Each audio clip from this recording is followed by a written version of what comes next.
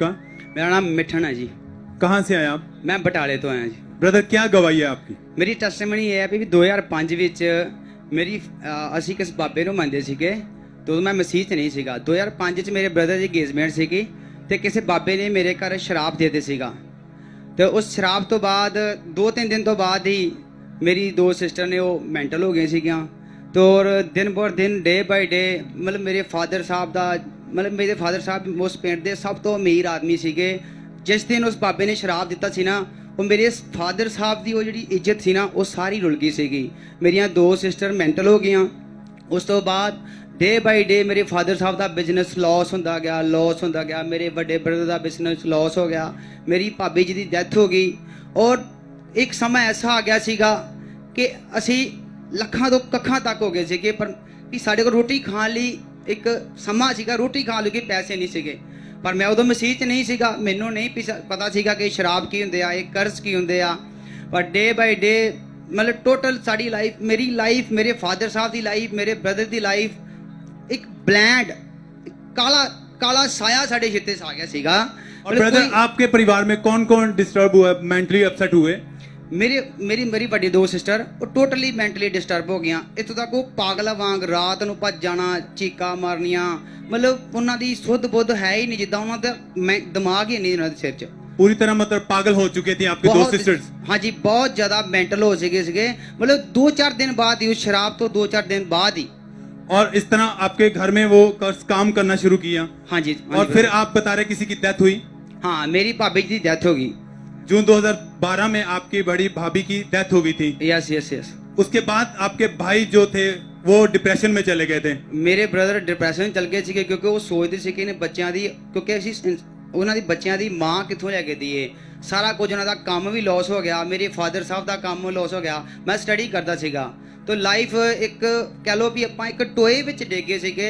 ਉਹ ਟੋਇਆ ਜਿਸ ਦੀ ਕੋਈ ਰੋਸ਼ਨੀ ਦੀ ਕੋਈ ਆਸ नहीं ਸੀਗੀ। मतलब आपके ब्रदर का और आपके फादर का बिजनेस टोटली खत्म हो चुका था? Totally brother zero. और आपके सर कर्जा था? सर 10 ਲੱਖ ਰੁਪਏ ਦਾ ਕਰਦਾ ਸੀਗਾ। ਇੰਨਾ ਕਰਜ਼ਾ ਹੋਣ ਕਰਕੇ ਕੰਮ ਦੀ ਕੋਈ ਆਸ ਨਹੀਂ। ਮੇਰੇ ਬ੍ਰਦਰ, ਮੇਰੇ ਫਾਦਰ ਔਰ ਮੈਂ ਅਸੀਂ ਖਿਜਾਵੜ ਦੇ ਵਿੱਚ ਇੰਨੇ ਕੁ ਖਿਜਦੇ ਸੀਗੇ ਵੀ ਮੈਂ ਕਹਿੰਦਾ ਵੀ ਮੈਂ ਅੱਜ ਮੈਂ ਮਰ ਜਾਣਾ।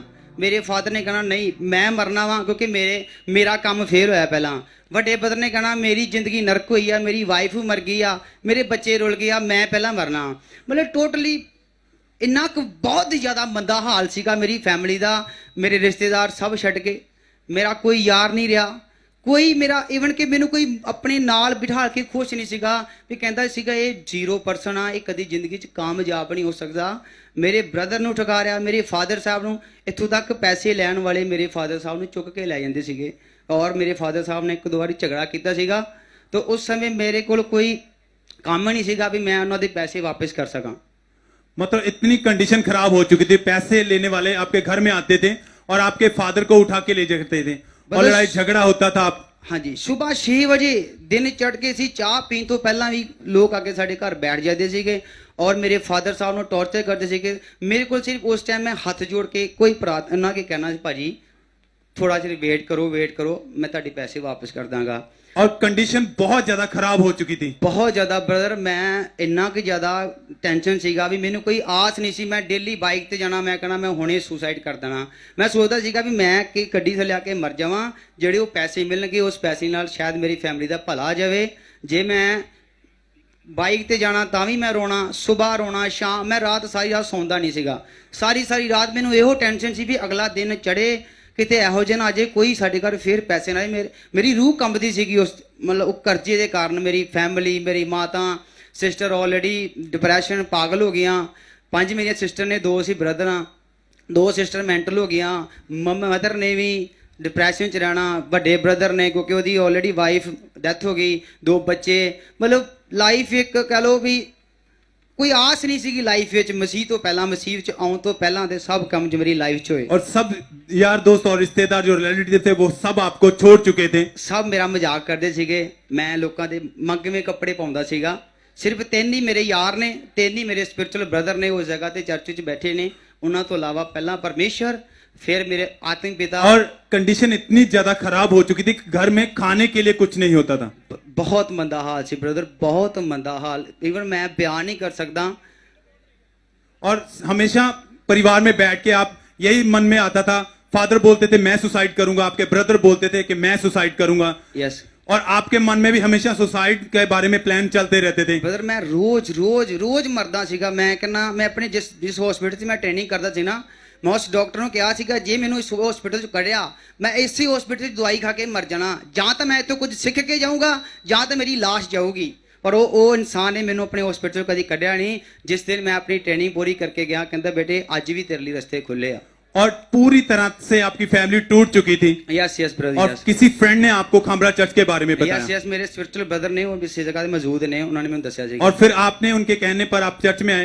यस यस कैसा लगा चर्च में आए जब आप? जब मैं पहली बार चर्च आया, अंदर चर्च लगा सीगा, मैं सब तो बैक साइड ते चेयर सैक्शन ते बैठा सीगा। उस समय ना एक 99% तो एक 1% एक आस हुंदी ना, वो मेरी लाइफ 'ਚ ਮੈਨੂੰ जागी। उदों मेरे मन 'ਚ एक आवाज आई, everything is can be all right, सब कुछ ठीक हो सकता वा। मैं सही जगह सही राइट प्लेस ते आ गया वा। उस दिन तो मैं पिछे भौग नहीं वेख्या। और 29 अप्रैल 2018 को आप संडे मीटिंग में आए थे। यस यस और उस दिन परमेश्वर के दास ने प्रार्थना की थी। यस यस ब्रदर, और कहा था कि हर कर्ज आपकी जिंदगी से टूट जाएं। यस ब्रदर, और उस प्रार्थना को फाइनेंशियली और सब कर्ज को उन्होंने तोड़ा और प्रार्थना की, उन वर्ड को आपने अपने लिए रिसीव किया था। Yes brother yes. क्या हुआ आप खुद बताएं उस प्रार्थना को रिसीव करने के ब्रदर बाद? उस प्रार्थना तो बाद मेरा अपना काम शुरू हो गया। मैं वैटरनरी डॉक्टर हाँ, मेरा पिंडा 'ਚ काम वा, मैं अपना काम शुरू हो गया। मेरी काफ़ी ज़्यादा फील्ड मेरे डे बाई डे मेरे काम 'ਚ ग्रोथ होनी शुरू हुई। मैं फिर जिन्ना दे पैसे देने सब दे के ते मैं हौली हौली मैं ते मेरे ब्रदर ने ही स्ट्रगल किया, अपनी मेहनत सुबह दिन रात एक करके अपने फादर साहब ਨੂੰ आज़ाद कराया। जो मेरे फादर साहब ਦੇ ਸਿਰ ਤੇ ਜੋ ਕਰਜ਼ਾ ਸੀਗਾ, ਹੁਣ ਮੇਰੇ फादर साहब ਦਾ भी अपना बिजनेस, मेरे ब्रदर दा और मेरा भी अपना। और आपके खुदा ने रास्ते खोले, उसके बाद आप खुद बिजनेस करते हैं, फादर ब्रदर करते हैं। यस यस और ब्रदर यस। टोटली परमेश्वर ने आपको उस 10 लाख के कर्जे से आजाद किया। Yes brother yes, totally totally. 10 साल से आप बिल्कुल ठीक हैं। ब्रदर एकदम ठीक है ब्रदर जी। मैं और आपकी सिस्टर भी बिल्कुल ठीक है। सर मैं तारीफ करें सब इस बड़ी गवाही के लिए। हालेलुया।